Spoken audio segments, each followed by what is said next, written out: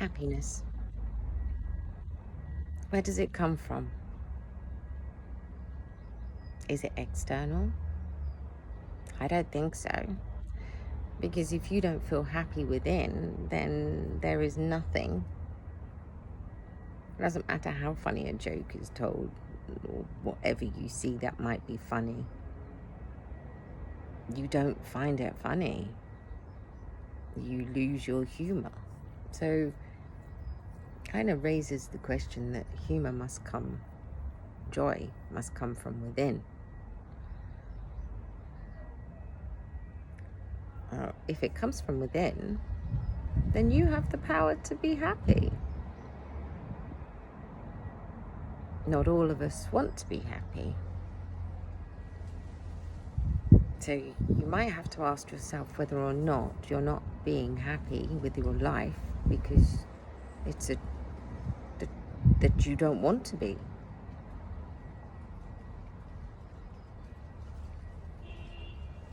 And if you don't want to be, then you're not going to be.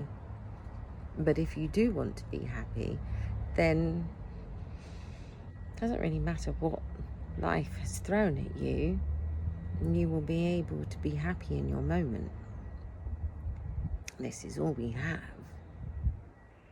If you are living in the stories of yesterday, then you're not in this moment, and you're not here.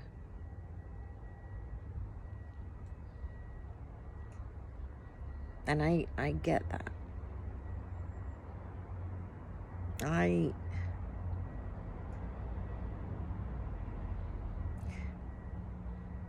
have a personal situation where if I wanted it to, it could rob me of happiness every single day. Every single day.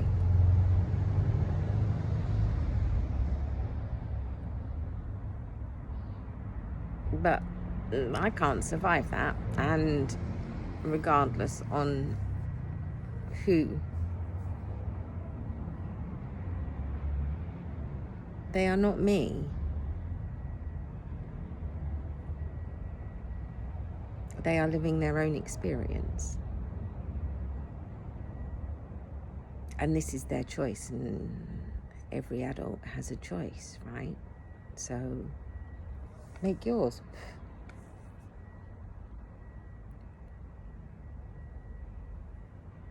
Because what other choice is there? What, to be miserable? No. I can't survive being miserable.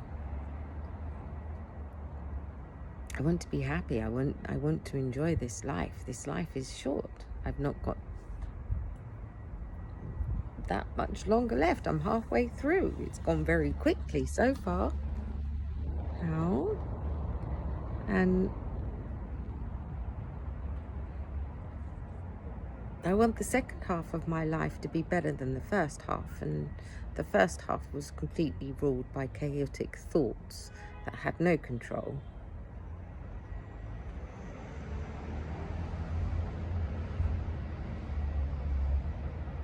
And that led to no control over my emotions, and when everything is in chaos inside, everything outside is going to be in chaos as well.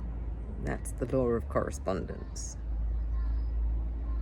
Now, and they are all interconnected. I didn't understand. I suppose when I wrote The Awakening, I understood to a level that everything was connected. I think I referred to it as a spider web. Everything was connected in one way or another. These laws of mind, correspondence, vibration, which, because I believed in vibration and how it had an impact on our lives. I actually lost a friend over that.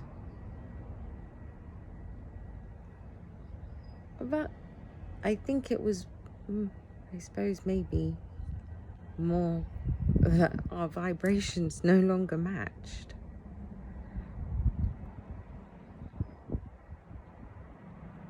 And I have noticed that as I have become happier, more stronger, compassionate about what I believe, my views. They're my views. Nobody else needs to agree with my views. They're my views, just as yours are. Nobody has the right to take those views away from you.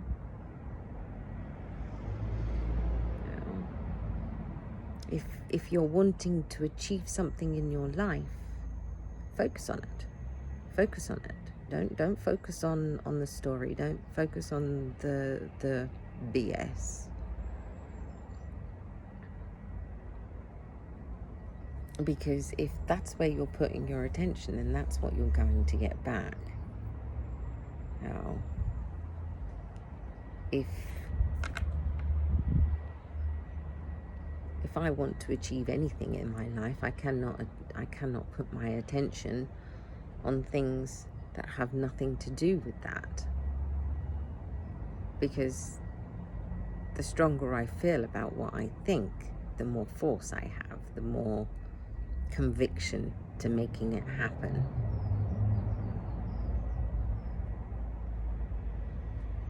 And I just want people to be able to get out of their own way.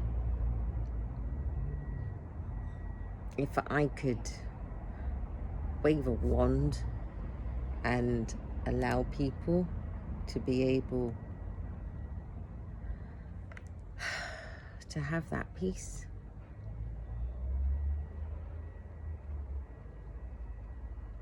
I would be waving it like crazy.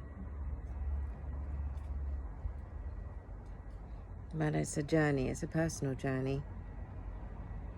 And I can't take it for anybody, but I want to be here to help those who do want to take that journey and want to understand these laws. If we can understand these laws, then we can have the power of the law of attraction. And with the power of attraction, you can have whatever it is that you want. So what do you want? And is it enough for you to want to change?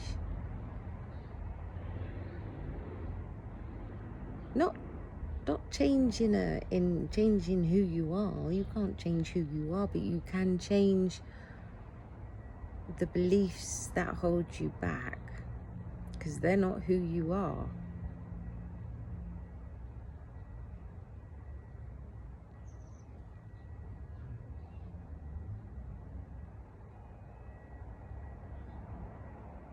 If you're interested in coaching, in learning this, then I do a group session and I do a one-to-one session.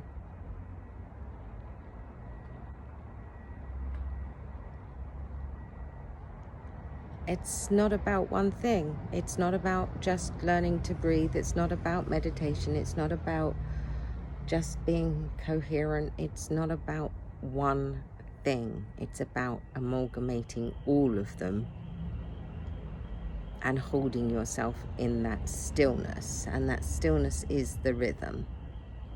If you are swinging from one pole to the other, then your life is going to be nothing but chaos.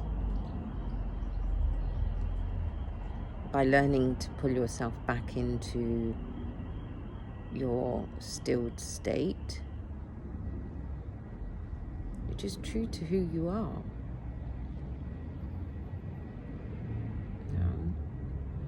And it's not about knowing. This isn't a knowing thing. This is a doing. You can know the principles of how to ride a bike. You need a bike.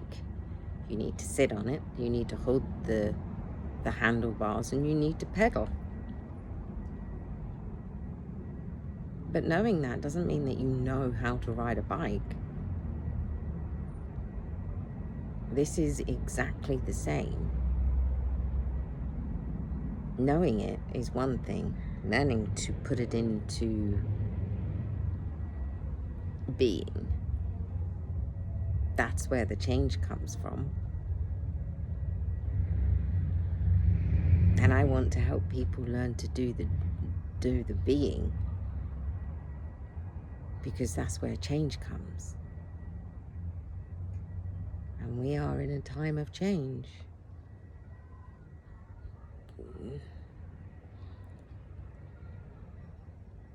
For a whole number of reasons, whether it's climate, whether it's political, whether it's the pandemic, we're in a time of change, and we need to be able to be resilient to what the future might be, because we've still got a lot of life to live, and we're going to need to be flexible in what's coming so that we can be the best that we can.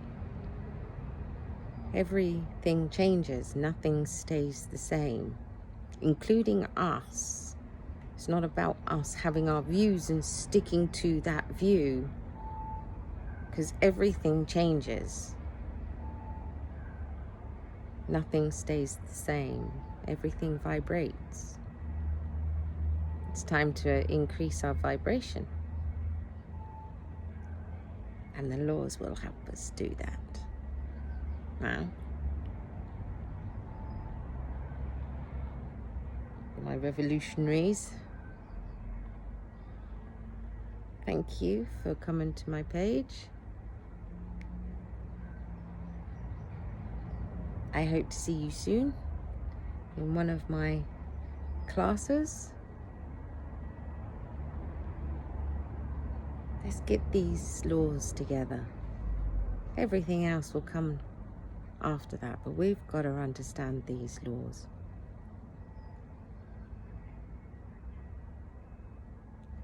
Peace.